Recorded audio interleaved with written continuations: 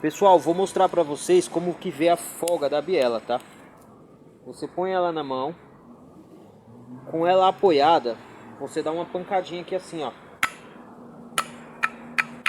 O que vai acontecer com essa pancada? Vou mostrar pra vocês, sua mão tá aqui. Você tá puxando a biela pra cima. Quando você dá uma pancada, a tendência da folga é fazer isso, ó. Mesmo com o bloco no lugar, tá? Aqui, o virabrequim está todo solto, tá vendo?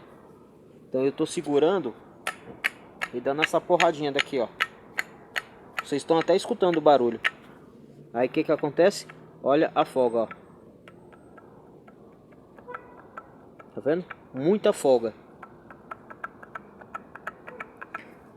Olha isso, pessoal. Não é axial de lado, tá?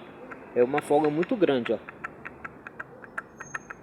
Fica a dica pra vocês.